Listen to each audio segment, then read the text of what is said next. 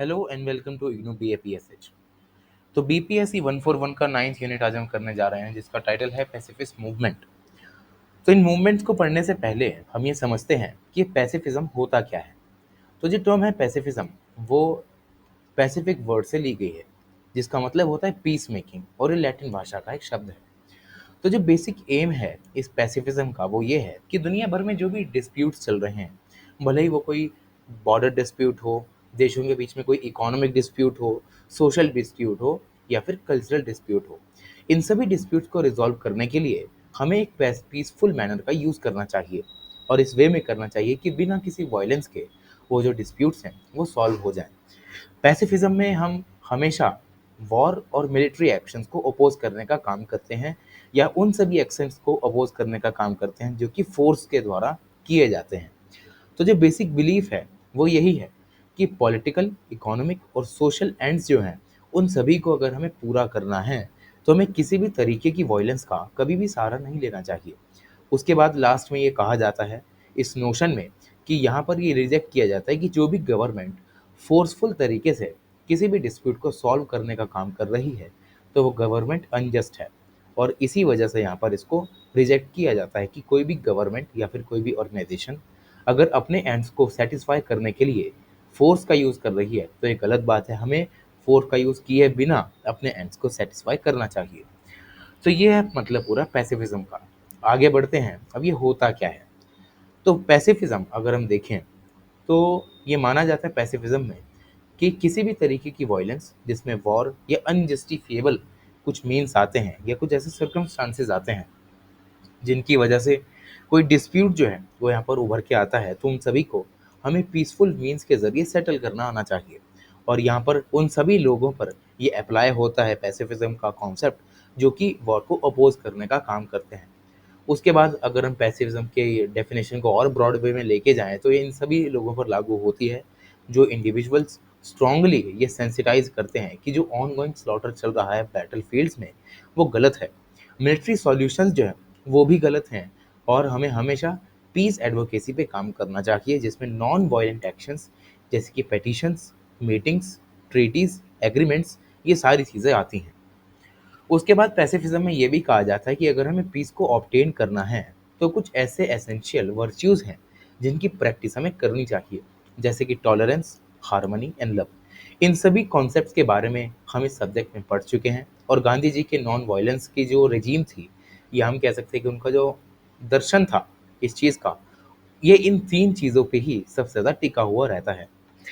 उसके बाद अगर हम देखें तो पैसिफिज्म ये जो वर्च्यूज़ हैं इन सभी को डेवलप करने में हमारी मदद भी करता है जो कि नॉन वायलेंट नेचर के होते हैं, जहाँ पर हमें पीस और ऑर्डर को कंट्रीब्यूट करने की बात की जाती है without going into any sort of war. तो जो ये पैसिफिज्म का प्रिंसिपल है, जो हम ये देखते आ रहे हैं कि लव है, हार्मनी है, टॉलरेंस है, ये जो भी प्रिंसिपल्स पैसिफिज्म में आए हैं ये सारे प्रिंसिपल्स लियो टॉल्स्टॉय से इंस्पायर्ड हैं और लियो टॉल्स्टॉय से इंस्पायर्ड महात्मा गांधी जी हैं। और इनकी इफेक्टिव वे में यूज़ करना गांधी जी ने हमें इंडिया के इंडिपेंडेंस स्ट्रगल में बताया है। साथ ही साथ अगर हम इसके हिस्ट्री में जाएं सॉरी, अगर हम इसके पास्ट में जाएं तो दक्षिण अफ्रीका में जब गांधी जी उतरे थे, जब उन्हें पता लगा कि किस तरीके से इमिग्रेंट जो वर्कर्स हैं, जो भारत के लोग हैं या जो अन्य लोग हैं जो कि सफ़ेद नहीं हैं, उनके साथ कैसे बुरा बर्ताव किया जा रहा है, इन सभी कॉन्सेप्ट्स का यूज़ करके गांधी जी ने उनके खिलाफ एक स्ट्रगल किया। उसके बाद उन्होंने पहली बार इस कॉन्सेप्ट की फाउंडेशन रखी जिसमें ह्यूमन राइट्स को इंक्लूड करने की बात की गई in the South African government during the Nelson Mandela time. उसके बाद जो सिविल राइट मूवमेंट चली अमेरिका में मार्टिन लूथर किंग के अंडर, वो भी इन्हीं राइट्स से इंस्पायर्ड हुआ करती थी। उसके बाद अगर हम आगे बढ़ें यहाँ पर पैसिफिज्म में, तो पैसिफिज्म में ये आइडिया होता है कि जब भी हमें किसी टेंशन को रिड्यूस करना है तो हमें हमेशा पीस को फॉस्टर करना चाहिए।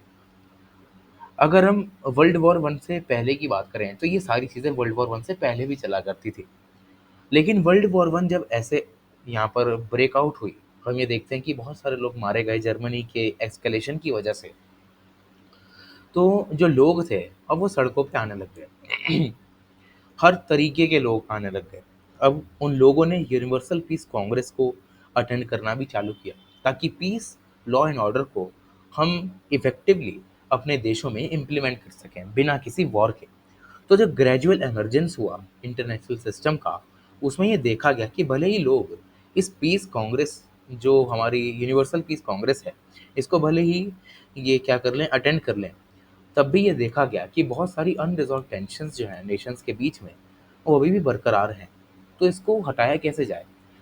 तो साल आता है 1889 का, जब यहाँ एक बिगिनिंग होती है एक नए चैप्टर की, जहाँ पर जो पैसिफिस्ट लोग होते हैं वो पीस को प्रमोट करने के लिए अब वर्ल्ड स्टेज पर एक साथ आने लगते हैं।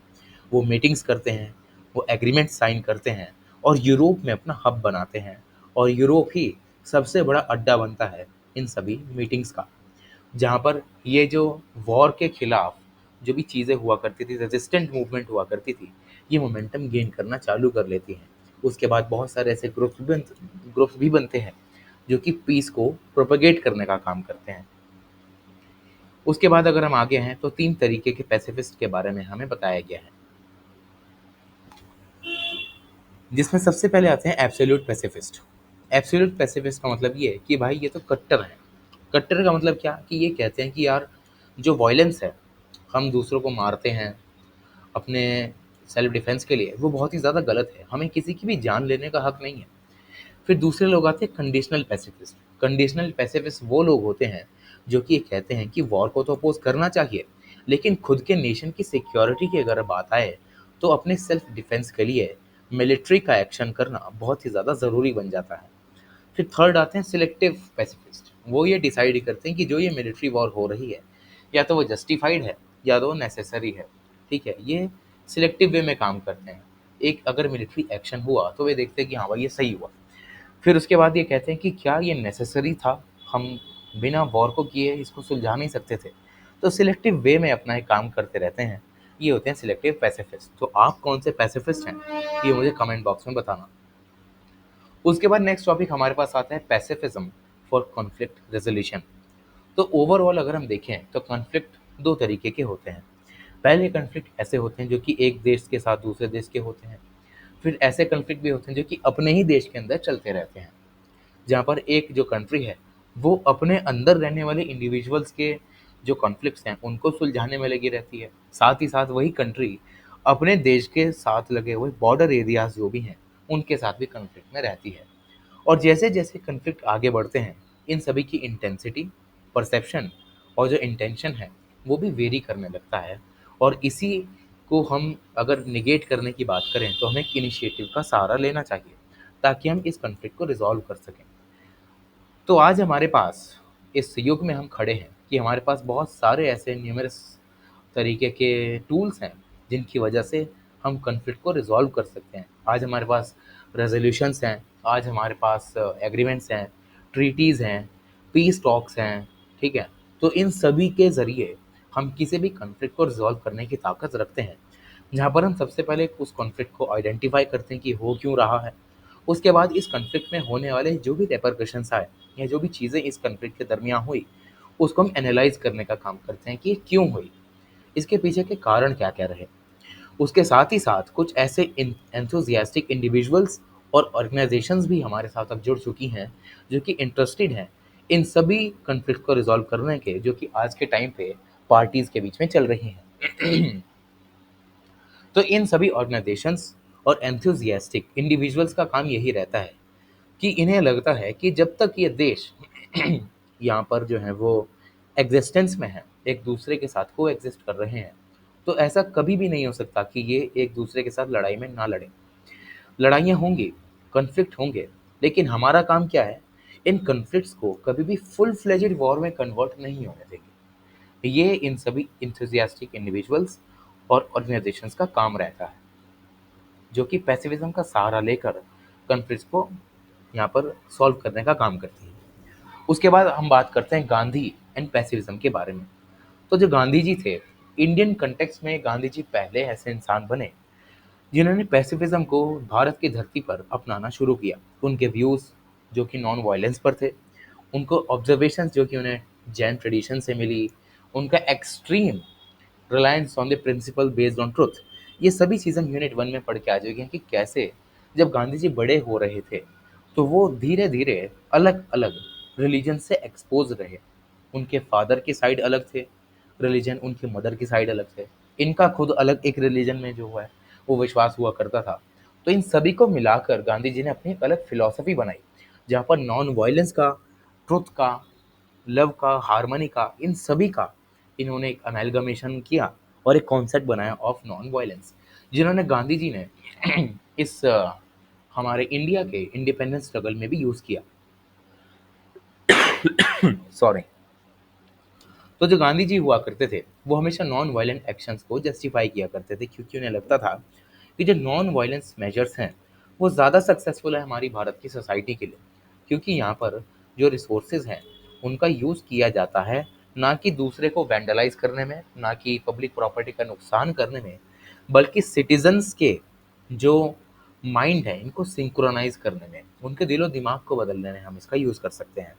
उसके बाद गांधी जी के पैसिफिक फिलॉसफी का यहाँ पर हमें कुछ पॉइंट्स दिए गए हैं जो कि पहले भी हम बहुत बार पढ़ चुके हैं। जैसे कि गांधी जी हमेशा गुडविल की बात किया करते थे कि नेशंस और सोसाइटीज़ को हमेशा एकजुट रहना चाहिए, मॉरल रिस्पॉन्सिबिलिटी होनी चाहिए।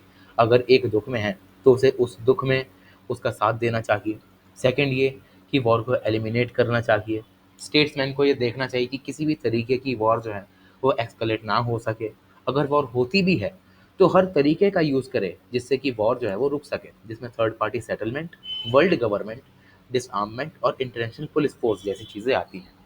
उसके बाद गांधी जी सत्याग्रह को भी रिकमेंड करते हैं, जहाँ पर नॉन वायलेंस के जरिए हम किसी भी मिलिट्री स्ट्राइक को एज अ सत्याग्रह को यूज़ करके हम उसको क्या कर सकते हैं, उसको निगेट कर सकते हैं, उसको ख़त्म कर सकते हैं। फिर आता है गांधी जी ये कहते हैं कि अगर भारत को सॉवरन बनना है तो उसे एक पैसिफिक फंक्शन को परफॉर्म करना चाहिए, जहाँ पर गांधी जी ये कहते हैं कि जो भी इंडिया के साथ एक्सटर्नल रिलेशंस रखता है तो गांधी जी के अकॉर्डिंग भारत को उसके साथ बैलेंस ऑफ पावर बना के रखना चाहिए, क्योंकि जहाँ हमारा देश हमारे पड़ोसी से कमज़ोर पड़ने लग गया तो हमारा देश जो है वो पड़ोसी के दबाव में आकर ख़त्म हो सकता है, वो वल्नरेबल बन जाएगा खतरों के लिए। तो गांधी जी का ये जो फिलॉसफी थी पैसिफिज्म की, इसमें हम देख सकते हैं कि नॉन वायलेंस तो था ही, लेकिन एक तरीके का आइडियलिज्म भी था कि ऐसी चीज़ें होनी चाहिए, तभी हम इन चीज़ों को जो है वो परस्यू कर सकते हैं।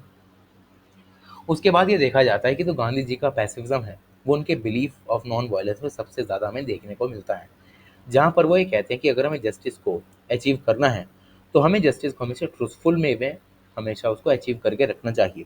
और मिलिट्री एक्शंस को गांधी जी हमेशा अपोज किया करते थे। उसके बाद गांधी जी ये कहते थे कि रेजिस्टेंस कभी कभार ज़रूरी भी बन जाता है अगर बात हमारे देश के सेल्फ डिफेंस पे आती है।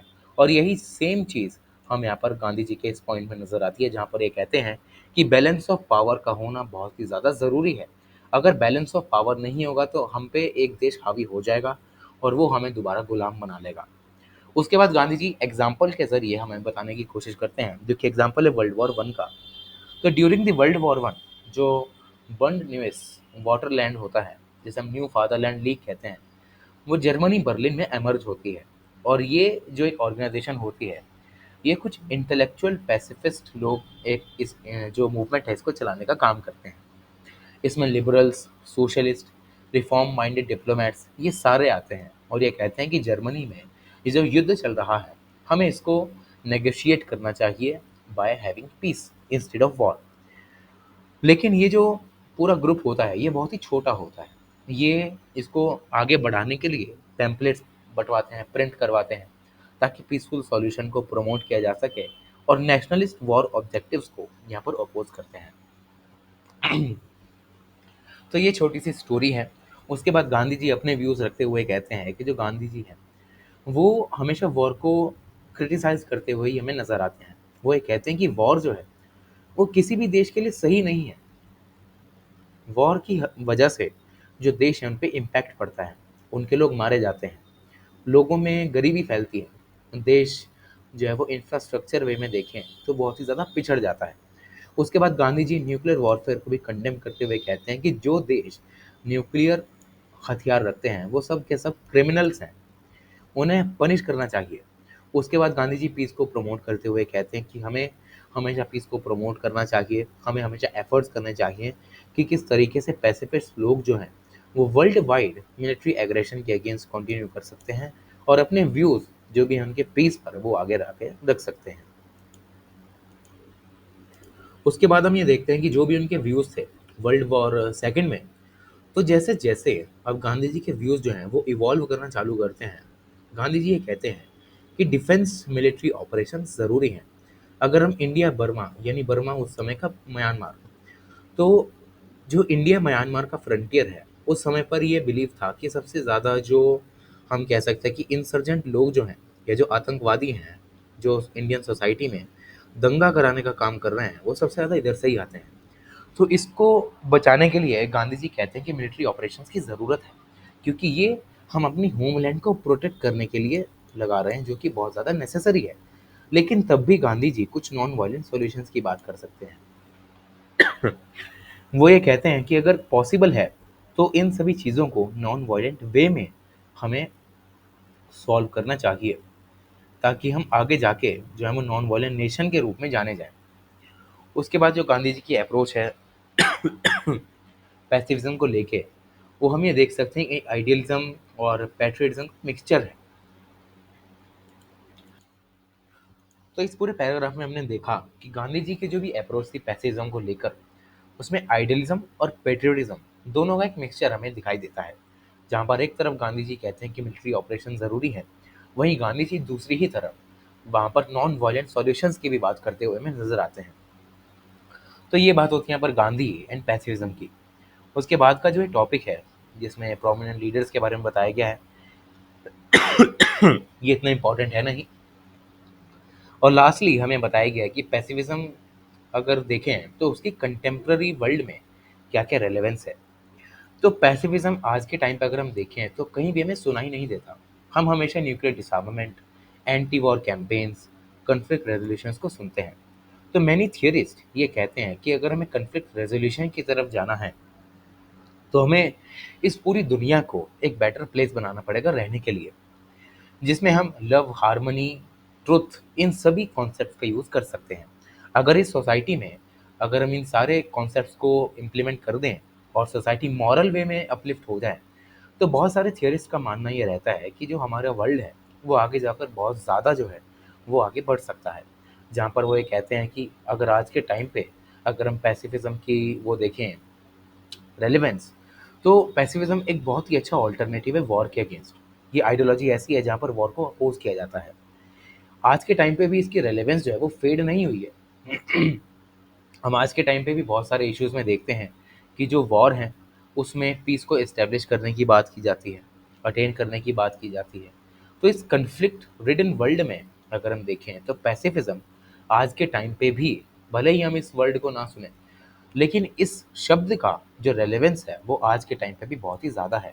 जहाँ पर different parts of the world में इसका यूज़ किया जाता है, जहाँ पर कन्फ्लिक्ट रेजोल्यूशन का जो पूरा प्रोजेक्ट है उसमें नॉन वायलेंट सॉल्यूशन की बात की जाती है instead of going into a war. तो ये है इसकी पूरी रेलेवेंस, और यहीं पर हमारा जो पूरा यूनिट है वो ख़त्म हो जाता है। Thank you so much. अगर आपको या किसी को भी इस पूरे बुक की यहाँ पर जो ये हाइलाइटेड पीडीएफ्स हैं वो चाहिए, तो आप मेरे टेलीग्राम चैनल को ज्वाइन कर सकते हैं, क्योंकि इस पीडीएफ में मैंने कुछ ऐसे कहीं कहीं पर साइड नोट्स भी बनाए जो कि इस से रिलेटेड ही हैं, क्योंकि यहाँ पर जो पूरा दिया रहता है वो बहुत ज़्यादा लंबा रहता है और बहुत सारी जो चीज़ें हैं वो रिपीटेड रहती हैं। तो इन सभी से बचने के लिए मैं यहाँ पर ये जो साइड नोट्स हैं वो बनाता हूँ। तो अगर ये पीडीएफ्स आपको चाहिए तो आप मेरे टेलीग्राम चैनल को ज्वाइन कर सकते हैं। Thank you so much.